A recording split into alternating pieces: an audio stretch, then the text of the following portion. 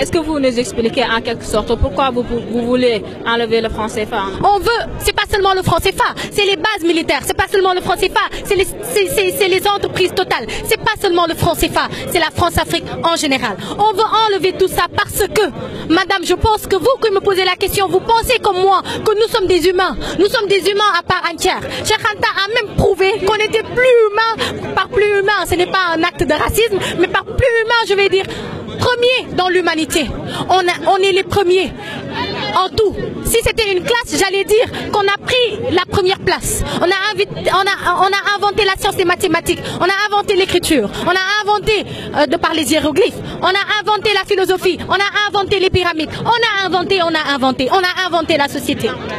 On a inventé tout ce dont l'homme avait besoin pour évoluer. Et actuellement, parce qu'ils savent qu'ils n'ont pas les ressources, ces ressources qui viennent pourtant de Dieu, les ressources minières dont ils ont besoin pour s'évoluer, qu'est-ce qu'ils font? Ils viennent nous retirer ce qui nous revient de droit. Ce qu'on ne peut pas accepter. On ne peut pas continuer à accepter d'être colonisé. Nos ancêtres n'avaient pas le droit à la parole.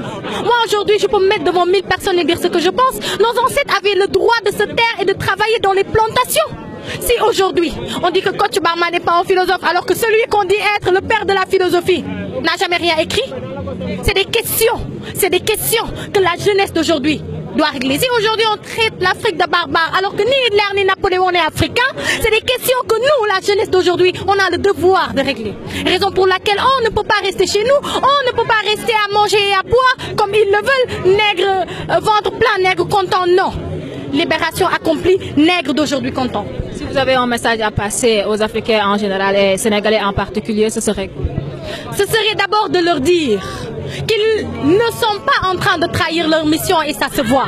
De leur dire qu'on sent jusqu'ici les vibrations de Bamako, les vibrations du Congo, les vibrations de Brazzaville. Oui, on les sent jusqu'ici.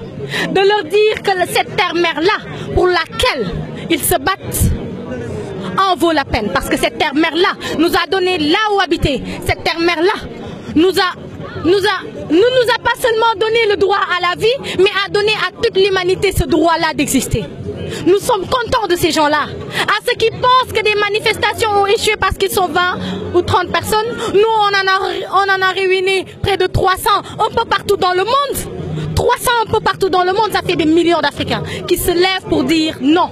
Qui se lèvent pour dire ça suffit, qui se lèvent pour dire abat l'impérialisme. Et ce n'est pas seulement des dires comme je le dis. Ce n'est pas une révolte qui se prépare, madame, non. C'est une révolution à grande échelle qui se prépare. Et on a les armes pour mettre fin à cette France-Afrique qu'on est en train d'exploiter. Me tuer moi ou tuer le président de l'ONG, Kémy Séba, ne changera rien. Parce qu'on a créé une jeunesse, vous avez vu ici des gens de tout âge, qui vont et qui sont en train de relever ce défi, qui est la libération de notre peuple. Ndeye Nogué Babel Sow. Merci. Ndeye Nogué Babel.